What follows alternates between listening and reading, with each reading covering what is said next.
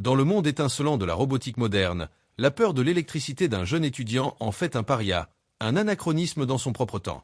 Rejeté et humilié, il se réfugie dans une technologie jugée obsolète, l'hydraulique.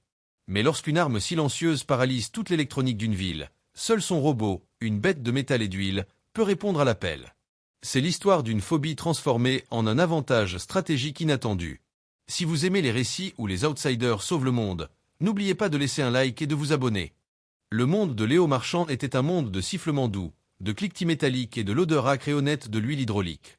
Son coin de l'atelier de robotique de la prestigieuse Académie nationale de technologie était une anomalie, une île de l'âge de la vapeur dans un océan de l'ère du silicium.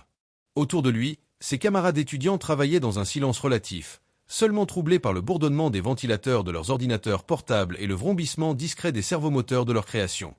Leurs robots étaient des créatures élégantes de fibres de carbone et de plastique imprimées en 3D, des danseuses agiles aux yeux de LED, animées par des lignes de code complexes et des intelligences artificielles naissantes. Le robot de Léo, lui, était une bête. Surnommé Hercule avec une ironie mordante par les autres, il était un monstre de laiton et d'acier soudé, un enchevêtrement de pistons, de tuyaux flexibles et de valves qui suintaient parfois une goutte d'huile. Il n'avait pas de cerveau électronique, pas de capteurs sophistiqués. Son système nerveux était un réseau de fluides sous pression, et ses muscles étaient des cylindres hydrauliques qui se contractaient avec une force brute et une lenteur délibérée. Cette différence fondamentale n'était pas un choix stylistique.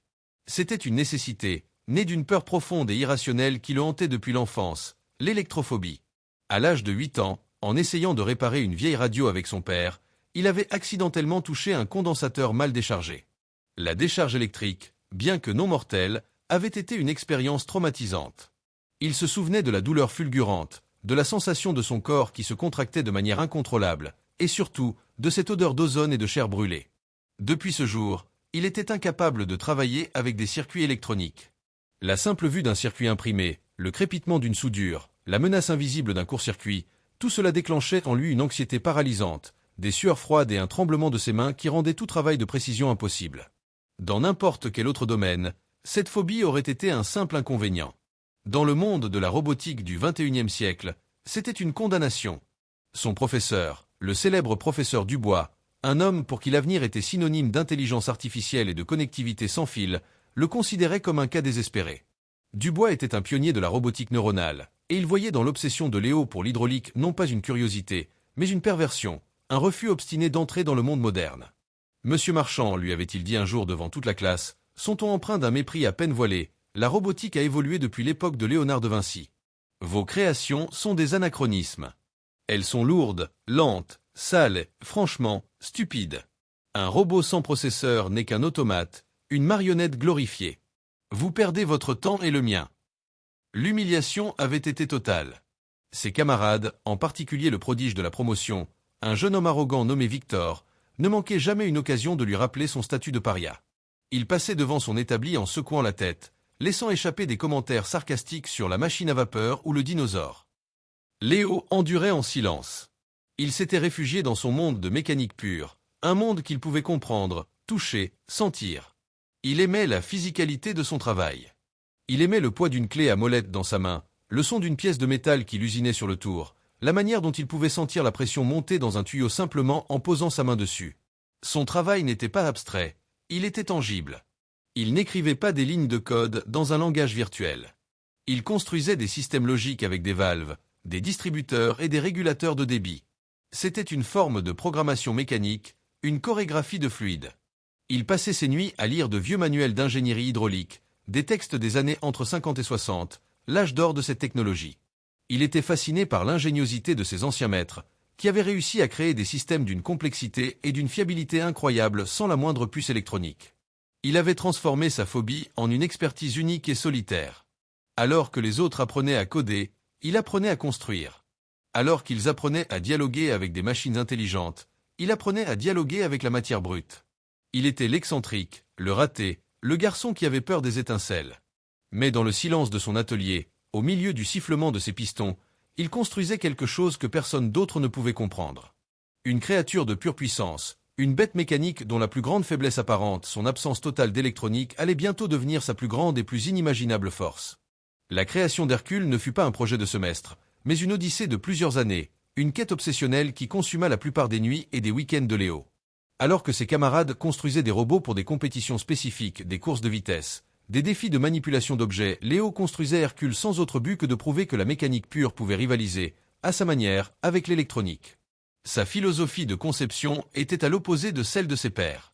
Il cherchait la légèreté, la vitesse, l'agilité. Il cherchait la force, la durabilité, la simplicité. Son inspiration ne venait pas de la science-fiction, mais de la nature et de l'ingénierie industrielle du passé. Il étudiait l'anatomie des insectes, comme les fourmis, capables de soulever des centaines de fois leur propre poids grâce à un système de muscles hydrauliques naturels. Il s'inspira des machines de chantier, des excavatrices et des bulldozers, des monstres de puissance conçus pour fonctionner dans les environnements les plus hostiles. Hercule fut construit non pas avec des imprimantes 3D et des composants achetés sur catalogue, mais avec des matériaux bruts et de la sueur. Léo passait ses samedis dans les casses et les surplus de l'armée, à la recherche de pièces. Il récupéra de vieux cylindres hydrauliques sur un chariot élévateur mis au rebut, des tuyaux à haute pression sur un tracteur accidenté, des valves et des distributeurs sur des machines-outils obsolètes. Son atelier devint une caverne d'Ali Baba de la mécanique, un chaos de pièces métalliques, de bidons d'huile et de plans dessinés à la main sur de grandes feuilles de papier. Le châssis d'Hercule fut soudé à partir de plaques d'acier épaisses, créant une structure massive et presque indestructible. Ses jambes étaient 6 appendices articulés, inspirés des araignées, chacun actionné par une série de pistons hydrauliques qui lui donnaient une démarche lente mais une stabilité à toute épreuve. Ses bras étaient 2 pinces massives, capables de broyer une brique ou de soulever plus de 500 kilos. Le cœur du robot était sa centrale hydraulique, un système qu'il avait conçu et construit lui-même. Il utilisa un petit moteur à essence de tondeuse à gazon, la seule concession à la technologie non manuelle, pour entraîner une pompe hydraulique qu'il avait restaurée. La pompe envoyait de l'huile sous haute pression dans un réseau complexe de tuyaux et de distributeurs. Le cerveau d'Hercule n'était pas un microprocesseur, mais un bloc de distribution, un labyrinthe de canaux et de valves que Léo avait usiné lui-même.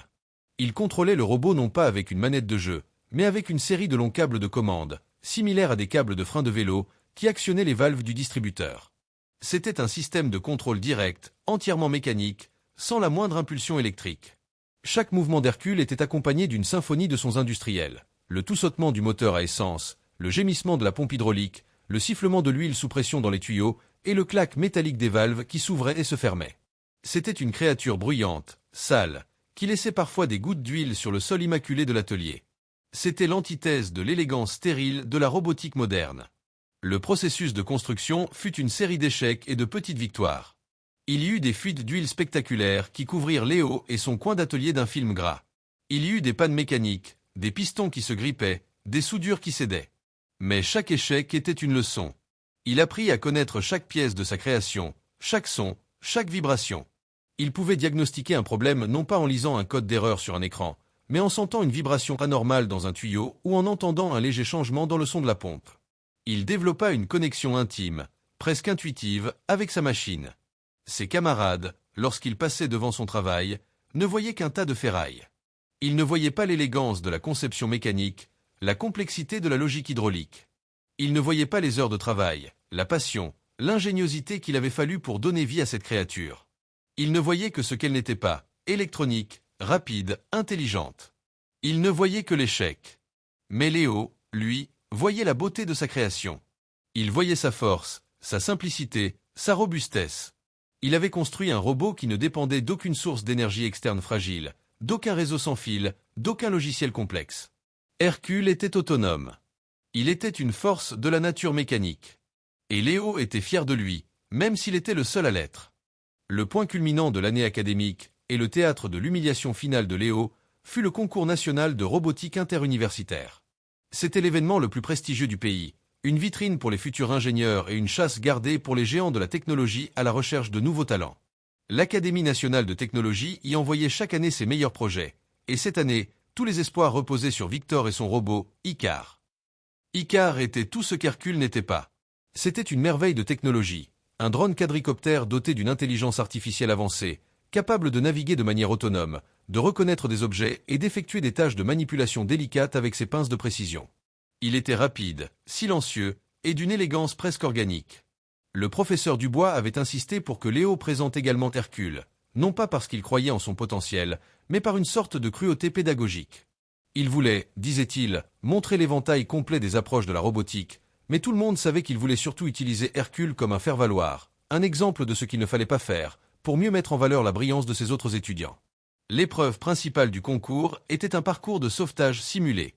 Les robots devaient naviguer dans un labyrinthe de décombres, localiser une victime, un mannequin équipé d'une balise thermique, lui administrer une injection, insérer une seringue dans un point précis et rapporter un objet, une boîte de médicaments.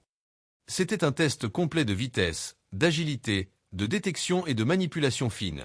Le jour du concours, l'atmosphère dans le grand hall d'exposition était électrique. Des centaines de spectateurs, de journalistes et de recruteurs étaient présents. Les robots les plus sophistiqués du pays s'affrontaient. Icar, le robot de Victor, fit une performance éblouissante. Il survola le labyrinthe avec une vitesse et une grâce incroyables, ses capteurs thermiques localisant la victime en quelques secondes. Il descendit, ses pinces délicates saisissant la seringue et l'insérant dans le mannequin avec une précision chirurgicale. Il récupéra ensuite la boîte de médicaments et retourna à la ligne de départ en un temps record. La foule applaudit à tout rompre. Le professeur Dubois rayonnait de fierté. Puis, ce fut le tour de Léo et d'Hercule. Le contraste fut brutal. Léo dut d'abord démarrer le moteur à essence d'Hercule, qui toussa et cracha une fumée noire avant de se stabiliser dans un grondement bruyant. Des rires étouffés parcoururent l'assemblée. Hercule s'engagea dans le labyrinthe. Sa progression était lente, laborieuse. Il ne pouvait pas survoler les obstacles, il devait les écarter. Il le fit avec une force impressionnante, poussant de côté des blocs de béton simulés comme s'il s'agissait de boîtes en carton, mais chaque mouvement était lent, accompagné du sifflement des pistons et du gémissement de la pompe. Il n'avait pas de capteur thermique. Léo devait le guider visuellement, en utilisant une petite caméra montée sur le robot, dont l'image était transmise par un simple câble coaxial, une technologie d'un autre âge. Il mit près de 10 minutes à atteindre le mannequin, un temps pendant lequel Icar aurait pu faire le parcours 3 fois. Le moment de l'injection fut un désastre. Les pinces massives d'Hercule, conçues pour la force brute, n'avaient pas la délicatesse nécessaire pour manipuler une petite seringue. Léo essaya, encore et encore, mais à chaque tentative, la pince écrasait la seringue en plastique. Après 3 échecs, les juges l'arrêtèrent. Hercule avait échoué à la tâche la plus simple. Les rires, cette fois, n'étaient plus étouffés. Ils étaient ouverts, moqueurs. Léo sentit le rouge lui monter aux joues. Il ordonna à Hercule de retourner à la ligne de départ, son cœur lourd de honte. Lors de la remise des prix, Victor triompha, recevant la médaille d'or sous les flashs des photographes. Le professeur Dubois, dans son discours, ne manqua pas de faire une allusion à peine voilée à Léo. Cette compétition nous montre que l'avenir de la robotique réside dans l'intelligence, la finesse et l'intégration logicielle, dit-il. Les approches basées sur la seule force brute, bien que pittoresques, appartiennent au passé. L'humiliation était complète. Ce soir-là, alors que les autres célébraient, Léo était seul dans son atelier, avec Hercule. Il regarda sa création, ce monstre de métal et d'huile qui lui avait valu tant de mépris. Une partie de lui voulait tout abandonner, tout démonter, jeter ses années de travail à la ferraille. Mais en regardant la puissance silencieuse qui émanait de la machine, il ne put s'en résoudre. Il avait échoué selon les critères du monde moderne. Mais il avait créé quelque chose de vrai, de solide. Quelque chose de réel. Il posa une main sur le châssis froid d'Hercule. « Ce n'est pas ta faute, murmura-t-il. Ils ne comprennent pas. » Quelques mois après l'humiliation du concours, alors que Léo avait presque abandonné ses études, se contentant de bricoler sur Hercule comme un ermite dans sa grotte, la ville fut le théâtre d'un événement qui allait changer le cours de son destin. La ville accueillait le sommet mondial de la technologie, une conférence prestigieuse réunissant les plus grands esprits de l'industrie de l'électronique, de l'informatique et de l'intelligence artificielle. Le point d'orgue de l'événement était la présentation, au Grand Palais des Congrès, d'une nouvelle technologie révolutionnaire de transmission d'énergie sans fil, développée par la mégacorporation Omnicorp. La présentation se déroulait dans le grand auditorium, bondé de milliers de journalistes, d'investisseurs et de scientifiques. Le PDG d'Omnicorp était sur scène, en plein milieu de son discours, lorsque la catastrophe frappa. Il n'y eut pas d'explosion, pas de bruit, pas de tremblement. Il y eut seulement une impulsion. Une impulsion de silence. D'un seul coup, tous les appareils électroniques dans un rayon de plusieurs kilomètres s'éteignirent. Les lumières de l'auditorium. Les microphones. Les caméras de télévision. Les téléphones portables dans les poches de milliers de personnes. Les ordinateurs portables. Tout devint instantanément inerte. Dans les rues, ce fut le chaos. Les voitures, dont les systèmes de gestion moteur sont entièrement électroniques, s'arrêtèrent en pleine circulation, créant un embouteillage monstre et silencieux. Les feux de signalisation s'éteignirent. Les distributeurs de billets cessèrent de fonctionner. Les communications furent coupées. La ville, ce miracle de technologie et de connectivité, fut renvoyée à l'âge de pierre en une fraction de seconde. La source du chaos se trouvait au cœur du Palais des Congrès. L'appareil de transmission d'énergie sans fil d'Omnicorp, une merveille de technologie expérimentale, avait subi une défaillance catastrophique. Au lieu de transmettre de l'énergie de manière contrôlée, il avait libéré une seule et massive impulsion électromagnétique, IEM, une vague d'énergie qui avait grillé tous les circuits électroniques non protégés dans un vaste rayon. Mais le pire était à venir. L'appareil n'était pas seulement en panne. Il était entré dans un état instable. Il n'émettait plus une seule impulsion, mais créait maintenant un champ électromagnétique permanent et intense dans toute la zone du Palais des Congrès, un champ qui rendait toute approche par des appareils électroniques impossible. Et à l'intérieur du palais, des centaines de personnes, dont les plus grands scientifiques et ingénieurs du monde, étaient piégés. Certains étaient blessés par la panique qui avait suivi la panne de courant. Mais le plus grand danger était l'appareil lui-même. Il était instable, et les experts craignaient qu'il ne surchauffe et n'explose, ou ne libère une autre impulsion, encore plus puissante. Il fallait le désactiver. Mais comment? Les autorités furent immédiatement dépassées. Les équipes d'intervention d'urgence, les pompiers, la police, l'armée, toutes se heurtèrent au même mur invisible.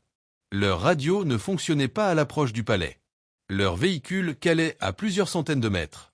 Leurs drones, envoyés en reconnaissance, tombaient du ciel comme des pierres dès qu'ils pénétraient dans la zone morte. Ils ne pouvaient même pas communiquer avec les personnes piégées à l'intérieur. Un périmètre de sécurité fut établi, et une cellule de crise fut mise en place dans une tente, juste à la lisière du champ IEM.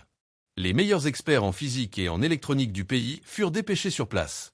Leur diagnostic fut unanime et sans appel.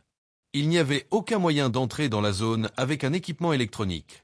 Et sans équipement électronique, il n'y avait aucun moyen de désactiver l'appareil d'Omnicorp, qui nécessitait une manipulation complexe de ses circuits de contrôle. C'était une impasse totale. Ils étaient face à une forteresse technologique, et toutes leurs clés étaient électroniques. Le désespoir commença à s'installer. C'est au milieu de cette réunion de crise, alors que toutes les options semblaient épuisées, qu'une jeune femme, une ingénieure de la protection civile nommée Hélène, eut une idée. Elle se souvint d'un article qu'elle avait lu quelques mois plus tôt dans un magazine local, un de ces articles de curiosité sur les projets étudiants de l'Académie de technologie. L'article parlait d'un jeune homme étrange qui construisait un robot, sans aucune électronique. Un robot hydraulique. À l'époque, elle avait trouvé cela amusant, absurde. Aujourd'hui, cette absurdité lui semblait être la seule lueur d'espoir. Elle prit la parole, timidement. « Il y a peut-être une solution, dit-elle. C'est complètement fou, mais il y a un étudiant à l'académie. Il a construit un robot entièrement mécanique. Il fonctionne à l'essence et à l'hydraulique. Il n'a pas un seul circuit électronique. » L'idée fut d'abord accueillie par un silence stupéfait, puis par des ricanements. « Un robot mécanique ?» dit le général qui dirigeait les opérations. « Vous voulez dire un jouet? Une machine à vapeur? Nous avons besoin d'un outil de précision, pas d'un tracteur. » Mais Hélène insista, décrivant ce qu'elle avait lu sur la force et la simplicité de la machine. Face à l'absence totale d'alternative, le général, à contre-cœur, donna son accord. « Trouvez-le. Amenez-le ici. Amenez ça, sa machine. Nous n'avons plus rien à perdre. » Une heure plus tard, un convoi militaire se gara devant l'Académie de technologie, provoquant une panique parmi les étudiants. Ils cherchaient Léo Marchand. Ils le trouvèrent dans son atelier, en train de resserrer un boulon sur la pince d'Hercule. Lorsque les soldats, accompagnés du professeur Dubois, entrèrent, Léo crut qu'il avait des ennuis. Dubois, le visage blême, lui expliqua brièvement la situation. Léo écouta, son visage ne montrant aucune émotion. Il avait passé des années à être ridiculisé pour sa création. Et maintenant, le monde venait frapper à sa porte, non pas pour se moquer, mais pour demander son aide. Le trajet jusqu'à la zone de crise fut surréaliste. Hercule fut chargé sur un camion de l'armée, sa masse de métal huileux contrastant avec l'équipement high-tech des soldats. Lorsqu'ils arrivèrent, et que Hercule fut déchargé, le scepticisme des experts était palpable. Ils voyaient un monstre de ferraille, bruyant, lent, primitif. « C'est ça, votre solution, » dit le général, en secouant la tête. Léo ignora les regards et les murmures. Il se dirigea vers Hercule. Il vérifia les niveaux d'huile, le réservoir d'essence. Il n'avait pas besoin de brancher un ordinateur ou de lancer un diagnostic. Il posa sa main sur le bloc moteur, sentant sa chaleur. Il écouta le son de la pompe. Sa machine était prête. Il se tourna vers le général. « Il peut le faire, dit-il simplement. » Le déploiement d'Hercule fut une opération d'une simplicité déconcertante au milieu d'un chaos technologique. Alors que les experts débattaient encore de la meilleure manière de protéger un robot électronique, ce qui était impossible, Léo se contenta de donner quelques instructions à l'équipe de grutiers de l'armée. Il n'y avait pas de logiciel à charger, pas de connexion sans fil à établir. Il attacha simplement son long faisceau de câbles de commande manuelle au robot. Hercule fut soulevé par une grue mobile et délicatement déposé de l'autre côté du périmètre de sécurité, à l'intérieur de la zone morte. Le moteur à essence fut démarré à distance par un simple câble de traction, comme une tondeuse à gazon. Il toussa, cracha une fumée noire, puis se stabilisa dans son grondement familier. Le son, dans la ville silencieuse, était assourdissant. Hercule était la seule chose qui bougeait, la seule chose qui vivait dans ce cimetière d'électronique. Léo s'installa devant un petit moniteur vidéo, connecté à la caméra d'Hercule par le long câble coaxial. C'était sa seule fenêtre sur la zone de danger. Il prit les poignées de son pupitre de commande, une série de leviers et de manettes qui tiraient sur les câbles et actionnaient les valves hydrauliques. Le spectacle commença. Hercule s'avança, ses 6 pattes métalliques s'agrippant à l'asphalte.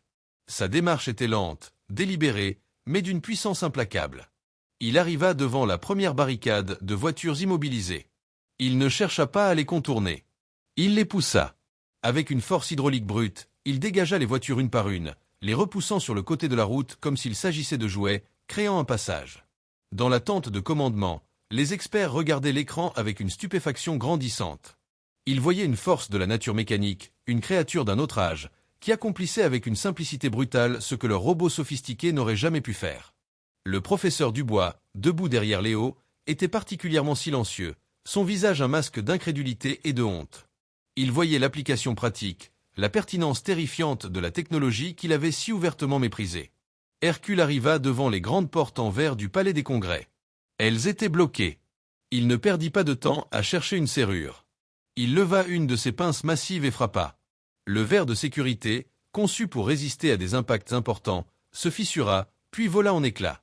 Hercule entra dans le grand hall. L'intérieur était un chaos de stands d'exposition renversés, de matériel électronique fumant et de gens effrayés qui se cachaient où ils le pouvaient. Le robot avança, imperturbable, son grondement de moteur résonnant dans le silence du bâtiment. Il se dirigea vers l'auditorium principal, là où se trouvait la source du problème. La porte de l'auditorium était une lourde porte coupe-feu en acier, bloquée par la panne du système de verrouillage. Hercule ne s'arrêta pas. Il utilisa ses 2 pinces pour saisir les bords de la porte et commença à tirer. Le métal gémit, se tordit, et finalement, les charnières cédèrent avec un bruit de déchirement. Le chemin vers le cœur de la machine était ouvert. Léo était entièrement concentré, ses mains dansant sur les leviers, ses yeux rivés sur l'écran. Il ne se sentait pas comme un héros. Il se sentait comme un artisan, un homme faisant son travail, en parfaite symbiose avec sa création. Hercule pénétra dans l'auditorium. La scène était surréaliste. Au milieu de la grande salle, sur l'estrade, se trouvait l'appareil d'Omnicorp. C'était une structure complexe, une sorte d'arche métallique entourée d'anneaux de cuivre qui bourdonnaient d'une énergie visible, l'air autour d'elle vibrant et scintillant. C'était le cœur de la tempête silencieuse. Des centaines de personnes étaient recroquevillées le long des murs, aussi loin que possible de la machine menaçante. Lorsqu'Hercule entra, avec son bruit de moteur et son apparence monstrueuse, une vague de panique parcourut la foule. Il ne savait pas si c'était un sauveteur ou une nouvelle menace. Léo ignora la panique. Il avait reçu des instructions claires de la part des ingénieurs d'Omnicorp, qui communiquaient avec lui par l'intermédiaire du général.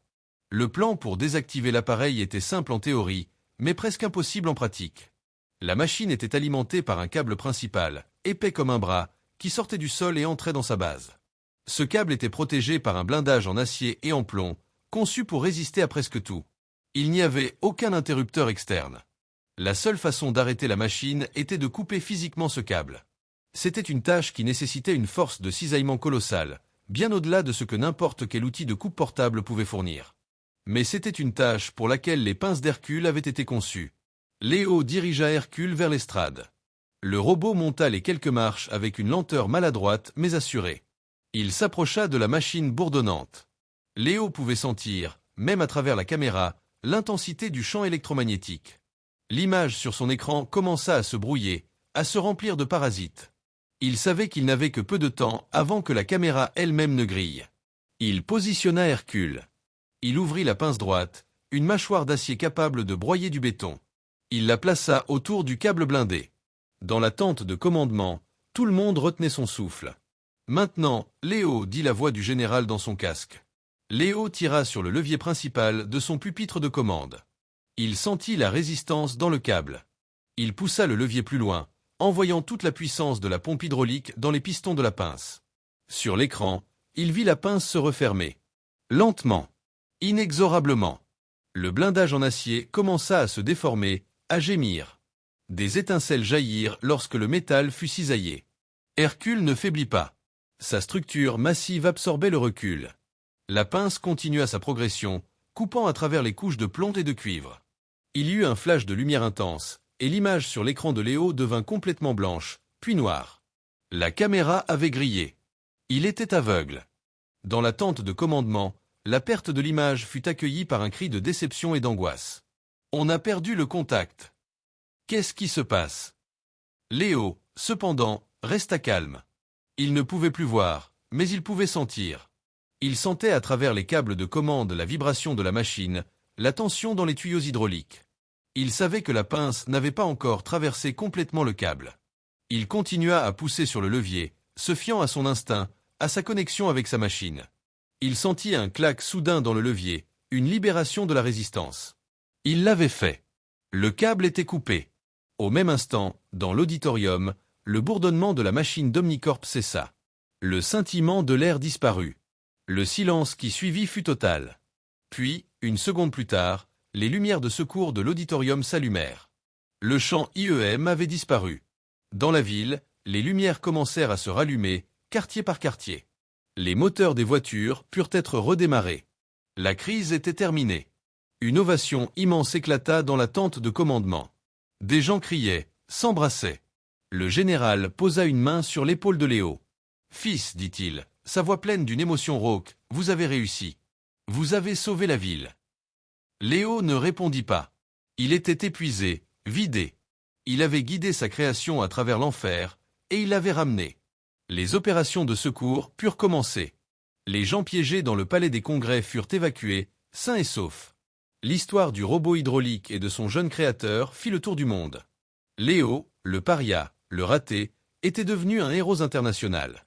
Le professeur Dubois, qui avait assisté à toute la scène, s'approcha de Léo, son visage un masque de honte et d'admiration. « Léo, commença-t-il, je vous dois des excuses. J'ai été aveugle. Votre travail, ce n'est pas le passé de la robotique. C'est peut-être son avenir. Un avenir plus robuste, plus résilient. » Léo le regarda, son visage ne montrant toujours aucune émotion. Mais pour la première fois, il y avait une lueur de fierté dans ses yeux. Quelques semaines plus tard, il reçut une offre qu'il ne pouvait pas refuser. Un contrat du gouvernement pour créer une nouvelle unité de robots de secours, des robots non électroniques conçus pour intervenir dans des zones de catastrophe où la technologie moderne est impuissante. Il avait son propre laboratoire, son propre budget, et une équipe d'ingénieurs qui le regardaient non pas comme un excentrique, mais comme un visionnaire. Il continua à construire des robots bruyants, lents et huileux. Mais maintenant, personne ne riait plus. Car tout le monde avait compris que dans un monde de plus en plus dépendant d'une technologie fragile, la véritable force résidait parfois dans la simplicité, dans la puissance brute de la matière, et dans l'esprit d'un jeune homme qui n'avait pas peur d'être différent.